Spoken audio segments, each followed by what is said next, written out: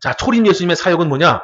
우리에게 죄에서 사함을 받는 죄 사함의 그 은혜를 가지고 오셨고, 두 번째는 이 말씀, 성경 66권, 마태복음, 마태, 마가, 누가, 요한복음 이 사복음서, 이 복음서의 말씀을 주시기 위해서 오신 거예요. 그게 초림 예수님이 오시는 목적 두 가지입니다. 재림 예수님은 뭐냐? 구원을 받은 자가 복음으로써 변화되고 그 변화된 자를 천국으로 이끌어 가시기 위해서 오시는 분이 재림 예수님인 거예요. 그래서 재림 예수님 때에는 모든 것을 다 정리하시는 거예요. 하나님의 자녀는 하나님의 자녀대로, 불신자는 불신자대로, 사단 마귀 귀신은 사단 마귀 귀신대로, 이 세상은 세상대로 다 정리하시고 저 영원한 나라 천국으로 이끌어 가시는 겁니다. 이게 성경에 기록된 하나님의 계획입니다. 이건 여러분이 믿던 믿지 않던 그렇게 이루어집니다. 여러분이 믿던 믿지 않던 시간은 흘러가죠. 여러분이 잡으려고 해도 세월은 가죠. 네. 우리가 잡을 수 없는 게 뭐예요? 시간과 세월이지 않습니까? 그 시간과 세월을 창조하신 분이 하나님이라는 걸 명심하시기 바랍니다. 자, 그래서 귀신이 예수님을 알아본다. 그래서 2000년 전에 바로 이 예수님은 진짜 삼위로 역사하시는 하나님이시요. 그 삼위로 역사할 때 하나님의 아들이시고, 이 당시에는 구원자로서 오신 초림 예수님이다라는 걸 확실하게 여러분이 좀 아셨으면 좋겠습니다. 그래서 그 예수님이 가셨고, 이 귀신이 말하는 것처럼 그때, 심판의 때, 자기들이 멸망을 받을 그 때는 재림 예수님 때, 계시록의 때라는 거예요. 그때는 우리도 지금 준비하고 있는 거예요. 우리 때에 올지 아니면 후대에 올지는 저도 모르겠습니다. 그 계시록의 날짜는 안다 그러면 이단입니다. 주님이 언제 오신다, 어디에 오신다 그러면 그게 이단이에요. 절대 그런 데 가시면 안 됩니다. 아무리 그냥 어떤 권사님인데 이분은 기도로만 평생 사신 분이야. 이분이 기도하는 건 다 맞았어. 우리 집에 숟가락이 몇 개인지도 알더라고. 그런데 그분이 5년 뒤 늦 가을 몇 월 며칠에 오신다.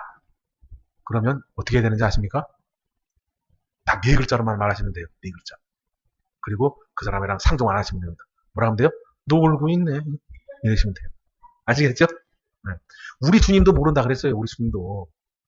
그 때가 가서 알려주신다 그랬지. 그렇게 어떤 한 사람의, 그리고 우리 주님이 오실 때는 전 세계에 있는 모든 사람이 우리 주님의 재림을 목도한다 그랬어요. 근데 어느 분 저기 가고 뭐 했더니 그날 오신다 그러면 그건 다 이상한 애들이에요. 그죠? 그럴 때는 놀고 있네. 그러시면 되는 겁니다. 자, 그래서 이제 돼지떼에 들어보냈다. 자, 이제 30절. 마침 멀리서 많은 돼지떼가 있는 거예요. 많은 돼지떼가 먹고 있는데 귀신들이 예수께 간구하여 가로되 만일 우리를 쫓아내실 텐데 그래요. 우리를 쫓아내는 게 맞는 거예요. 그 사람의 몸에서 쫓아내는 게 맞는 거예요. 왜냐면, 자, 그래서 귀신이, 인간, 사람 몸에 들어가 있는 귀신을 빼주는 것은 하나님이 오시면 자연적으로 발생되는 그들의 심판이 되는 거예요. 그래서 이들도 알고 있는 거예요, 그거를. 그래서, 만일, 혹시, 나를 쫓아내실 거죠? 여기서 나가게 하실 거죠? 그러면 그냥 쫓아내지 마시고, 허공에 떠도는 것보다는 저 돼지떼에게라도 좀 들어가게 하시면 안 돼요? 그렇게 이야기하는 거예요. 여기서 알아야 될 게 뭐냐? 귀신은 사람 몸을 가장 좋아한다. 그리고 그 다음에 사람 몸이 안 되면 동물의 몸에도 들어가길 원한다. 그럼 왜 그러느냐? 이 지구는 우리 같은 육신이 살아가기 좋은 환경으로 만들어놨기 때문에 그래요. 영체만 있는 이 영적인 존재들은 여기에 살아가기가 너무 힘들어요. 이 지구는 우리의 세상이에요. 영적인 존재의 세상이 아니라. 그래서 귀신들은 사람 몸에서 나오거나 동물의 몸에서 나오면 힘들어하는 거예요. 힘들어해. 그래서 사람 몸을 가장 좋아하고 사람 몸이 안 되면 동물의 몸에라도 들어가길 원하는 거예요. 이해가십니까? 네, 그래서 옛날에 이런 게 있었잖아요. 자, 동네 입구에 큰 나무가 있죠. 그걸 무슨 나무라 그래요? 네, 성황당 나무라 그래서 매년 거기다가 뭘 주렁주렁 치달고 그러죠. 근데 이제 어느 도시에서 어떤 사람이 와갖고, 이거 내 땅에 심어져 있네 하고 그냥 도끼로다가 찍어버리면 어떻게 돼요? 그 찍어버린 사람이 옛날에, 요즘은 안 그러지만 갑자기 즉사하잖아요. 그죠? 그런 얘기 안 들어보셨어요? 동네에 있는 성황당을 갖다가 질낸다고 찍어냈더니 갑자기 이렇게 사고가 났다나 무슨 연탄가스 먹고 죽었다나 이런 일이 많이 들어보셨잖아요. 전설에. 그러면서, 왜냐면 그러면서 그럴 때마다 그 나무가 더욱더 영험해지잖아. 영험해져. 그죠? 그래서 이 나무에 어떤 신비한 힘이 있다. 그래서 이 나무를 함부로 거들면 안 된다. 이 나무가 우리 동네를 지켜준다 그러잖아요. 그게 귀신의 계략이라고요.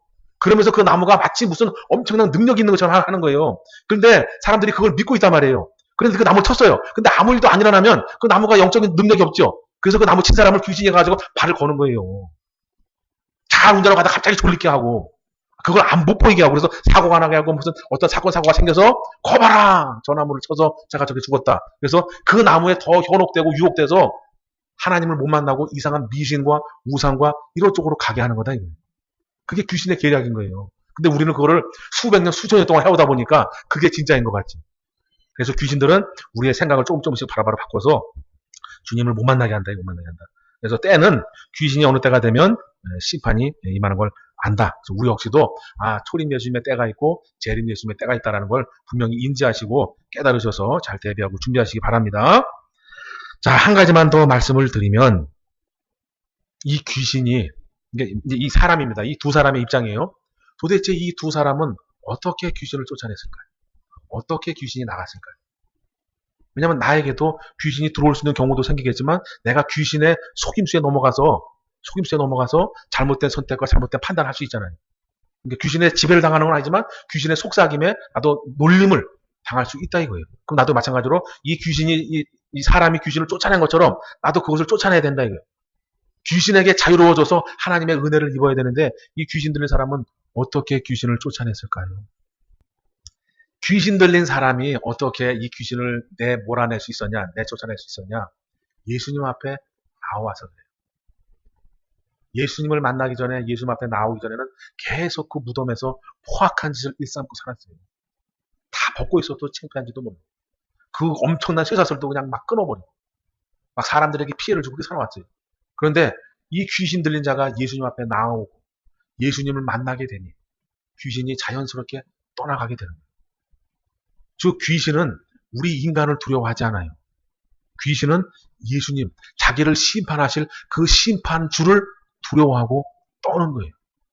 그럼 우리는 귀신 쫓아주세요. 또는 내 안에 귀신의 생각을 쫓아주세요. 이렇게 기도할 필요가 없는 거예요. 예수님을 만났던 이 두 사람처럼 우리는 예수님의 가르침이 내 안에 있으면 된다 이거예요. 예수님의 가르침, 예수님의 은혜가 내 안에 있으면 귀신이 나한테 오다가도 도망가는 거예요.